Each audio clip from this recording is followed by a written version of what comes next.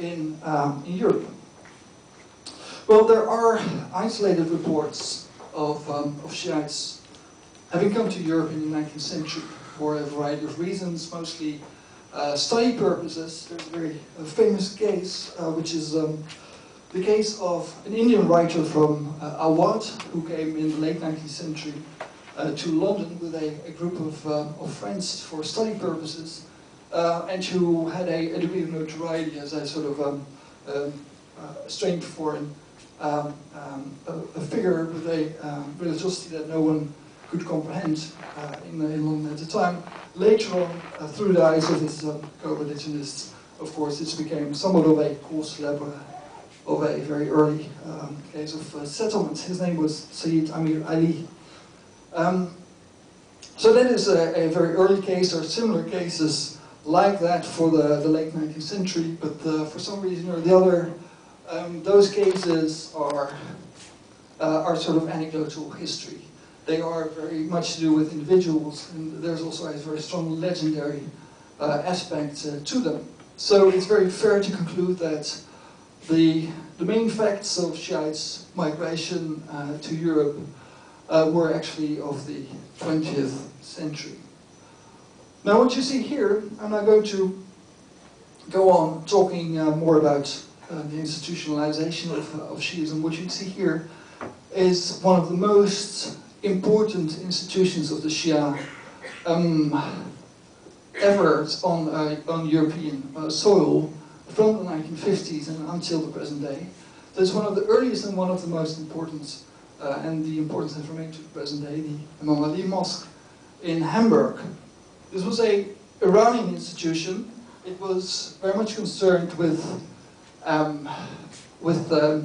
some signs which were given out by the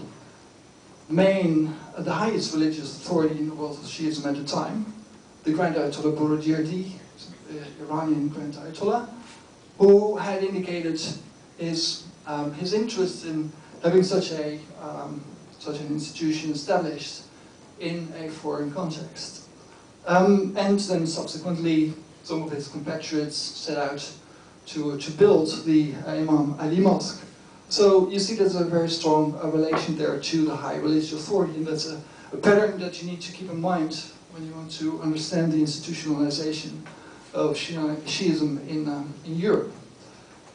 This is also a very interesting early picture that I was able to dig up in some book, where you see a person on the right side of the photograph, whose name is Beheshti. Beheshti was an Ayatollah who was very important in the history of the Islamic Republic in Iran.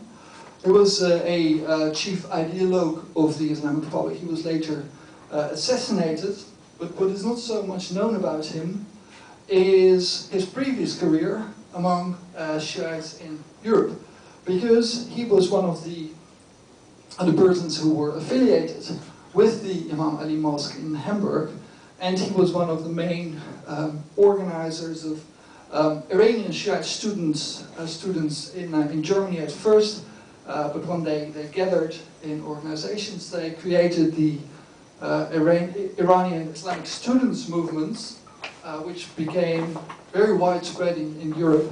Most recently, they've branched out over 21 countries or so. So this is long before the Islamic Revolution, but they still exist today. And at the time that they were starting to come up, Beheshti was tremendously important in actually giving them ideological and organizational coherence. A very strong Iranian link that you see to the Imam Ali Mosque. Now to move up in time a little bit, and also in place actually, the next series of institutionalizations among the Shia are taking place not in Germany but in London.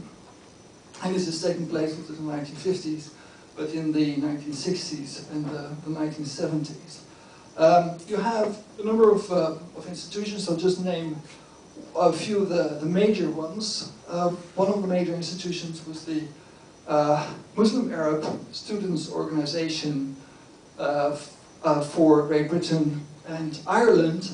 And this was an organization, doesn't exist anymore, but that was affiliated with the Iraqi Marjat Taqlid, or source of emulation, high religious authority, Bashar al-Sadr,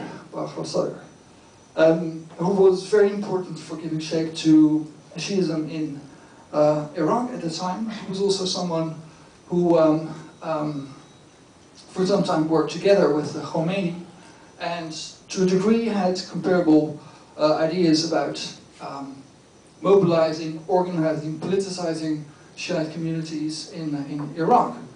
Although clearly not as sharply defined as Khomeini did in his particular interpretation of the theory of Velayat al-Faqih.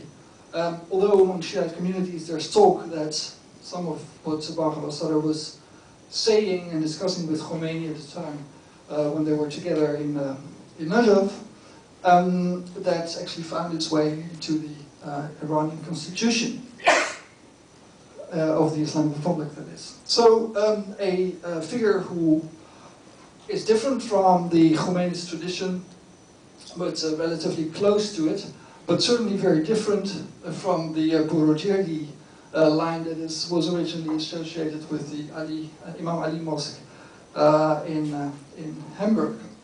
You nowadays have an organization that is the follower-up of this organization, that is the Muslim Youth Association, also London-based, and they sort of continue the ideological lines of this organization, meaning they have yearly congresses that are called Shahid Sadr Conference, so in commemoration of Bashar al-Sadr. And interestingly, they very often also address themes which are directly relevant to understanding the position of Shiites in the West, second and later generation Shiite youth in particular. Then you also have a organization from the 1970s. Let me see. No, in the 1970s, which was called the World Islamic Mission. It's a very sort of strong title, but actually not much is known about the organization. It is not entirely sure that it has ever been very active. But what is important is that they were connected to the Iranian Marjat Taqlid Golpaygani.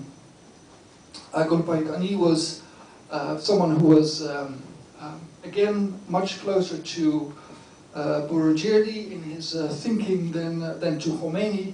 And after the establishment of the Islamic Republic, this became very clear when Golpaygani rejected the Khomeinist reading of the Islamic State.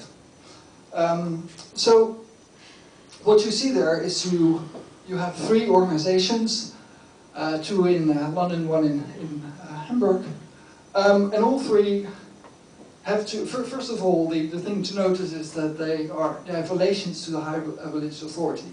They're not sort of locally established organizations, they all come from the initiative of high religious authority. Secondly, they, to a degree, all reflect the importance of the Shiite heartlands. They all reflect the importance of Iran and Iraq, and the major places of learning in the Shiite world, which is Qom and Najaf, and the physical residence of the high religious authority, the Marjayat, mostly in Iraq, some of them in Iran as well, plus all the shrine cities. So clearly, Iran and Iraq are the heartlands of the Shiite world in terms of the religious symbols of the Shia, which are disproportionately present in those two countries. So is this a direct reflection then, that you see the earliest establishment of the Shia as a reflection of the importance of Iran and Iraq in the world of Shiism? Is that the case? Well, you would definitely be inclined to think so, but it doesn't really stand up to scrutiny if you think about it, because what's in between establishment of a organization and coming to this place to establish the organization is migration. Migration is usually not for religious reasons. Migration is because of economic destitution, war, misery, what have you. So religious reasons in themselves are not usually